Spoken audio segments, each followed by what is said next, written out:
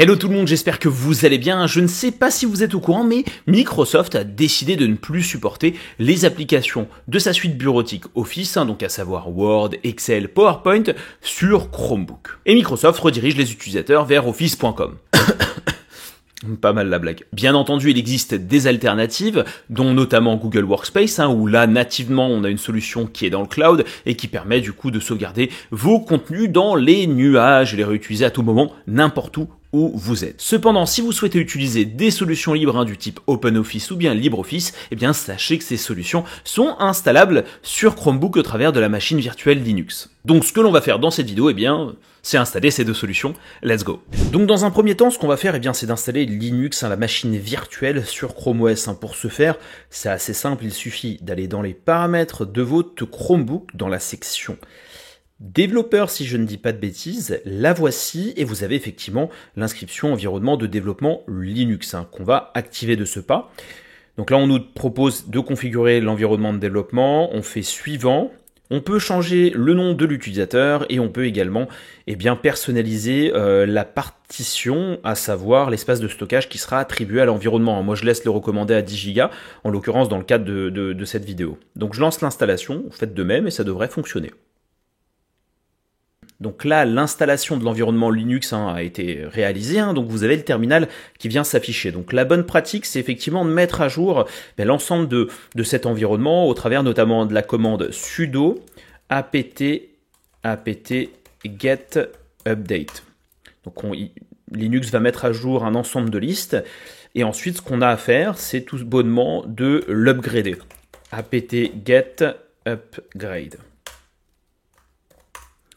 Voilà, comme ça vous arrivez avec un environnement qui est sain et prêt à accueillir des nouvelles applications. Maintenant, ce qu'on va faire, c'est qu'on va se diriger directement sur le site officiel d'OpenOffice dans la section Download. Moi, je vous ai mis les liens en description de vidéo, donc vous n'aurez qu'à cliquer dessus pour accéder directement à cette page. Donc, ce qu'on va faire, c'est choisir tout d'abord la version de Linux qu'on souhaite télécharger. Donc, nous, ça va être une version en Deb. On est sur un environnement Debian sur Chrome OS. Et dans mon cas, je suis sur un Chromebook de 64 bits. Alors, pour vérifier cette information, il suffit d'aller à nouveau dans les paramètres et d'aller à propos de Chrome OS et vous avez directement à côté de la version le nombre de bits qui est associé à votre plateforme. Donc moi en l'occurrence 64 bits, je choisis la version française, la 4.1.11 et je décide de télécharger l'installation complète, la full, et vous allez voir ce que ça va donner. On aura pas mal de fichiers en .deb.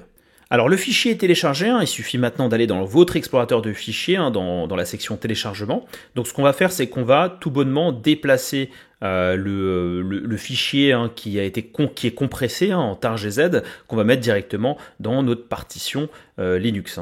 Normalement, ouais, ok, donc ça va prendre de mon côté 4 à 3 minutes. Donc on va basculer dans la partie fichier Linux pour bien vérifier que le fichier a bien été copié.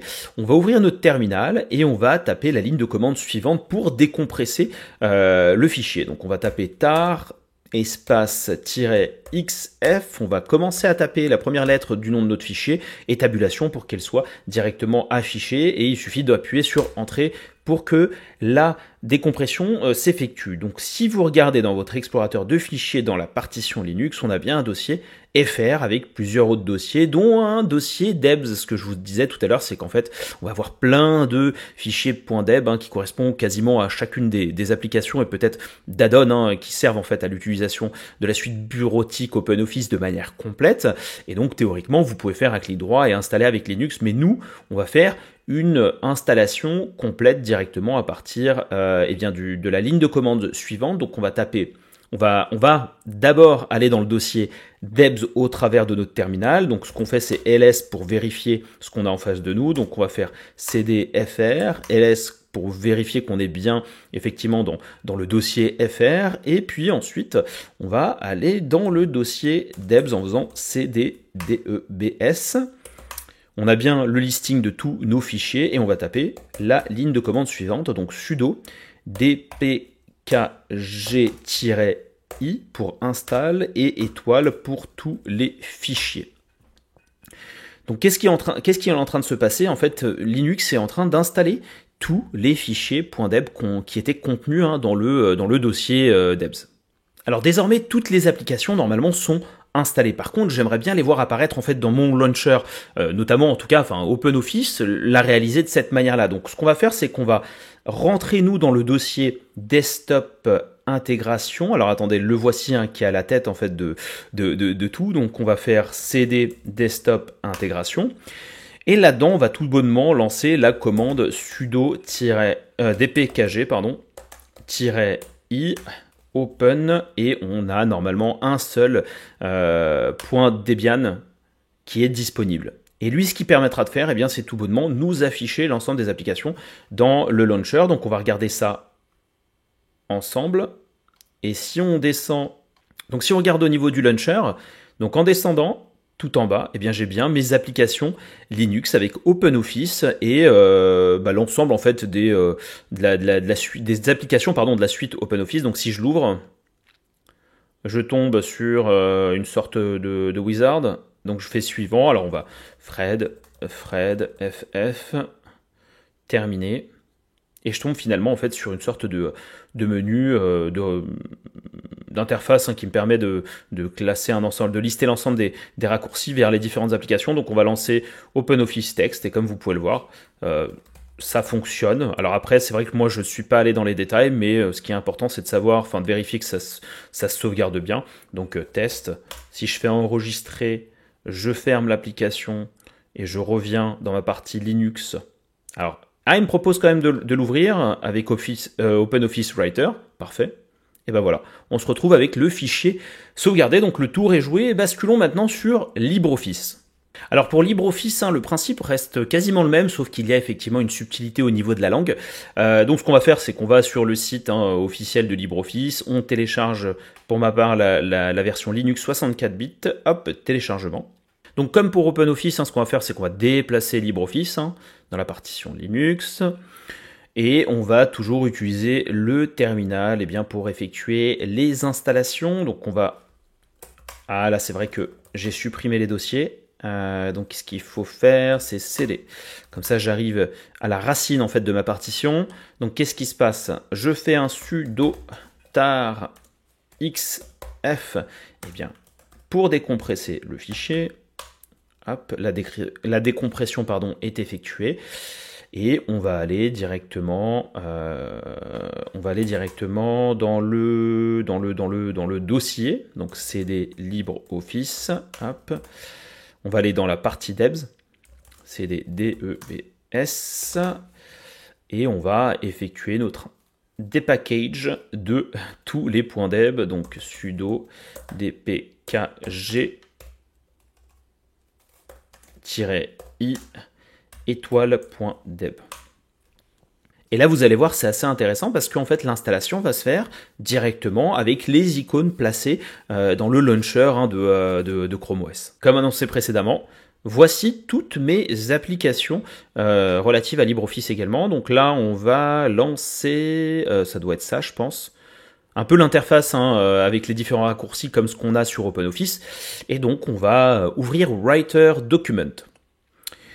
Et comme vous pouvez le constater, on est sur une version qui est anglaise. Alors d'abord, on va tester l'application, on va faire le même exercice que tout à l'heure. Donc hello, on va le save as directement là-dessus. Je vais l'appeler test, save, c'est fait. Et donc on a bien notre point ODT qu'on va pouvoir théoriquement ouvrir avec OpenOffice ou bien avec LibreOffice. Donc je le réouvre avec LibreOffice. Donc nous voici là-dessus. Maintenant, ce qu'on va faire, c'est qu'on va installer la langue française. Pour ce faire, il suffit tout bonnement de revenir sur la page de téléchargement de LibreOffice, et vous avez ici interface utilisateur traduite français. Donc on la télécharge, ça va très très vite, et on a toujours finalement le même exercice de décompression et d'installation. Donc on va sur notre... Alors je vais bien éteindre l'application pour pas qu'il y ait de problème au niveau de l'installation de la traduction française. Donc ls, je reviens en arrière avec cd cd ls, cd hop, ls. Ah ben non, j'ai oublié, alors attendez, je déplace mon fichier de traduction dans l'environnement Linux. Le voici, donc normalement je devrais le retrouver. Et donc là, on va faire notre décompression, donc sudo tar xf. Par contre, il faudra bien faire attention de ne pas réinstaller Office, donc on va faire tabulation. Il faudra continuer à composer le texte lengpack-fr. Donc là, normalement, c'est décompressé. On arrive là-dedans, je le vois bien, il est ici. Donc ls. Ah oui, je commence à avoir pas mal de petites choses. Donc cd LibreOffice, on va y accéder. Mince, LibreOffice. Hop, .deb, hop, underscore. On a le .deb toujours. cd dev.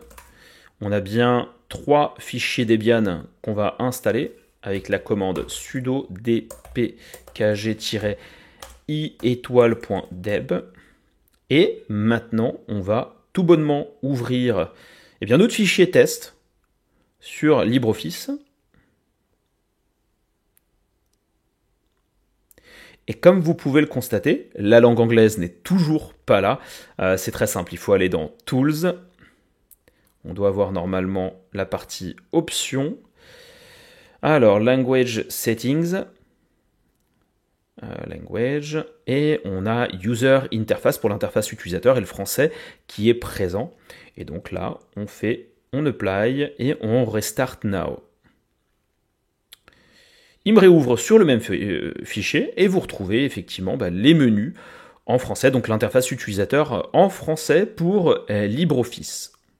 Voilà tout pour ces installations, j'espère avoir été clair. Je sais que beaucoup d'entre vous étaient curieux de savoir comment correctement installer OpenOffice et LibreOffice, notamment sur cette partie package français. Et maintenant vous avez la réponse. Si ce tutoriel vous a plu, n'hésitez pas à liker, à partager cette vidéo et surtout à vous abonner à la chaîne sans oublier d'activer la cloche des notifications. Et je vous dis à la prochaine.